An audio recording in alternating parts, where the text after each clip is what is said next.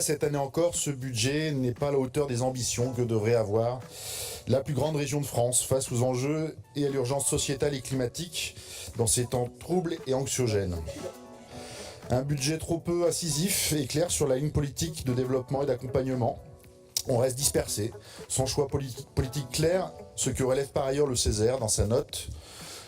Dans un état d'esprit constructif et afin d'apporter des réponses à nos concitoyennes et concitoyens dans leur quotidien, nous sommes force de proposition et portons des amendements à moindre coût que ceux qui vous seront présentés, que ce soit sur le vélo, sur la restauration, etc. L'agriculture biologique n'est pas un simple mode de production comme les autres.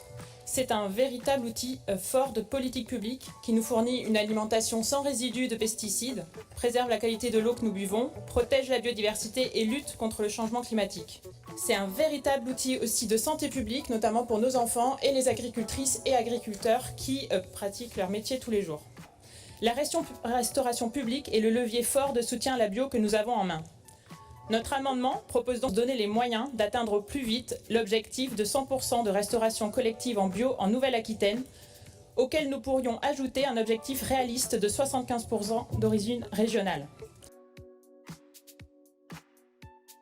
Alors que le secteur associatif traverse toujours une violente crise sociale, fragilisation et intensification de ses missions d'intérêt général, réduction de ses ressources, explosion des coûts, nous regrettons que cet arbitrage budgétaire ne soit pas à la hauteur des attentes et des nécessités des 1 200 000 bénévoles et des 160 000 salariés associatifs de Nouvelle-Aquitaine.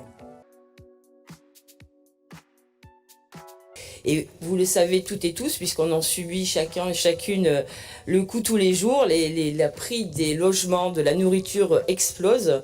Donc du coup, on a 43% des étudiants qui sautent un repas par jour et 40% ont renoncé à se chauffer l'hiver. Donc on voit bien que la précarité des étudiants augmente considérablement, que le système actuel de bourse ne suffit pas à pouvoir maintenir un niveau de vie décent et que la région pourrait lancer une expérimentation pour pouvoir donner une allocation d'études pour les étudiants.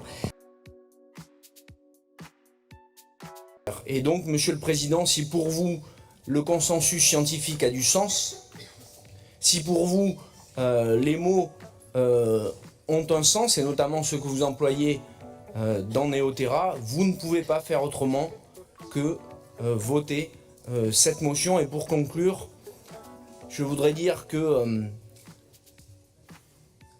nous ne pouvons pas laisser le groupe pétrolier Vermillon faire en Nouvelle-Aquitaine le même coup que l'OPEP à la COP28. Merci.